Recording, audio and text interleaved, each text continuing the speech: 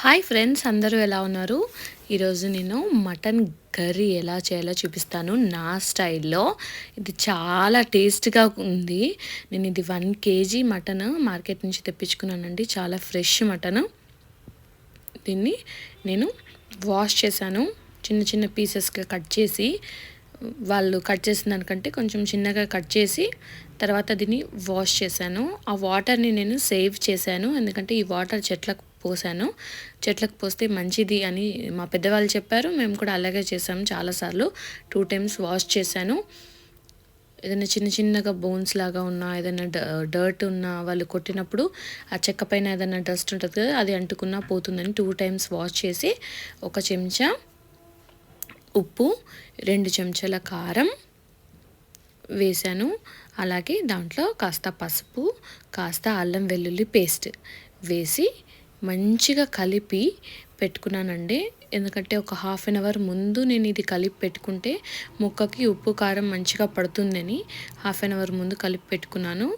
చాలా ఇలా కలిపి పెట్టడం వల్ల దాని రుచి చాలా మారింది. ముక్కకి ఉప్పు కారం కరెక్ట్గా మంచిగా పడుతుంది. తర్వాత నేను ఇది కుక్కర్లో వండానండి. విడిగా కూడా వండుకోవచ్చు, ఆ ప్రాసెస్ కూడా నేను చూపిస్తాను.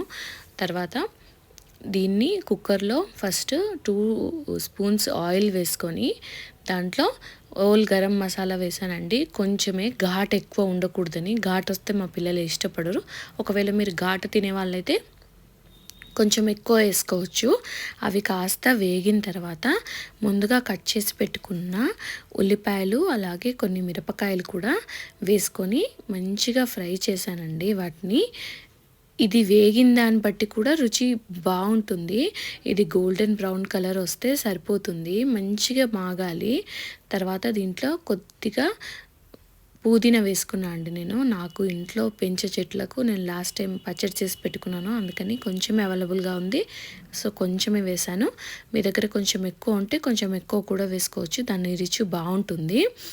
తర్వాత దీంట్లో 1/2 అవర్ బిఫోర్ మ్యారినేట్ చేసి పెట్టుకున్న మటన్ కూడా వేసి ఒక 10 మినిట్స్ మీడియం ఫ్లేమ్లో పెట్టి నేను ఫ్రై చేశానండి.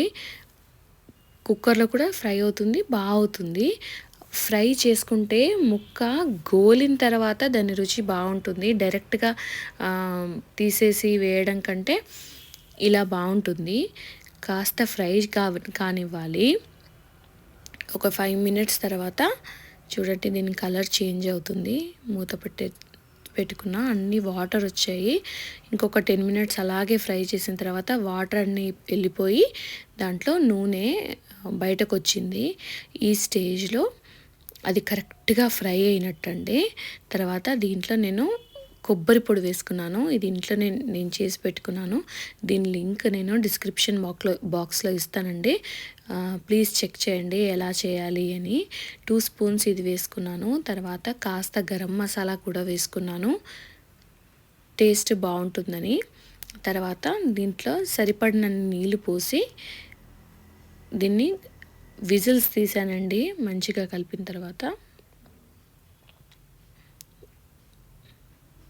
ముక్క మునిగే వరకు నీళ్ళు పోసాను, ఎందుకంటే పూరీలోకి సూప్ బాగుంటుంది అని. నేను మార్నింగ్ పూరీలోకి చేశాను ఇది, అలాగే లంచ్లోకి అయింది, మాకు డిన్నర్లోకి కూడా అయింది. మేము 4 మెంబర్స్కి, మేము మా 2 పిల్లలకి సరిపోయింది 1 కేజీ మటన్. తర్వాత 4 విజిల్స్ వచ్చిన తర్వాత కరెక్ట్గా ముక్క ఉడికిన తర్వాత నేను కొత్తిమీర చల్లుకున్నానండి. ఇది ఫ్రెష్ కొత్తిమీర మా ఇంట్లోనే నేను పండించాను.